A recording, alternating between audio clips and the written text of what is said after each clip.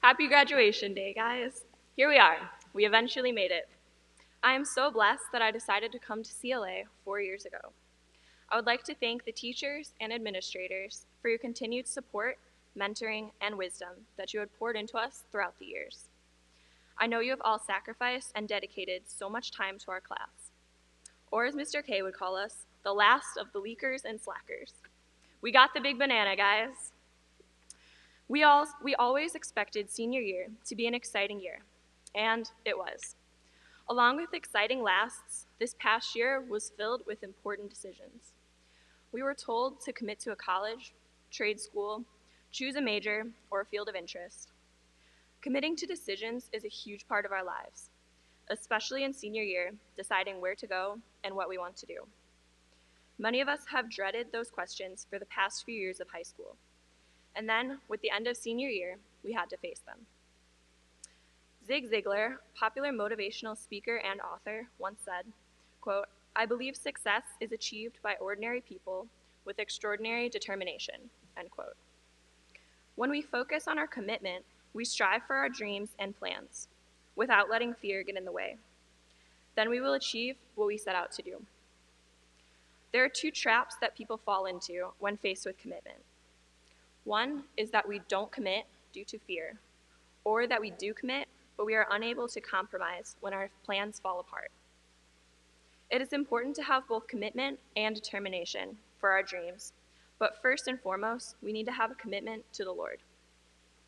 Proverbs 16:3 says, "Commit to the Lord whatever you do, and he will establish your plans." Sometimes the hardest part is to give up the fear of the unknown and allow God to use the experiences he has set before you. Don't let opportunities pass you by because you're waiting on the sidelines, afraid of the what-ifs. Don't be afraid of the journey because God promises to be with you and guide you. Along with giving up fear to commit, we also need to accept that our plans are not definite. Junior year had left us with a lot of expectations. The hardest part of the changes during senior year was that we had plans. We made lists of places we would go and events we would do together. But the plans we may have sketched out years ago in our heads, they all changed in a matter of days. We had to be willing to compromise our dreams of senior year and trust that God had an overarching plan in action. No matter what we may think we missed, we still learned and made memories from quarantine, just different memories. James 1:2 assures us that the testing of our faith produces perseverance. Although we can't always tell within the midst of a trial, God is using this time and has a plan for each of our individual journeys. While sometimes it's hard to find a bright side, we know that God is in control, and we can rest assured knowing that distance learning, quarantine, and our last day of high school on Friday, March 13th was all within his plan for our senior year. Through this significant time of decisions and doubts, commit to God and believe in his promises.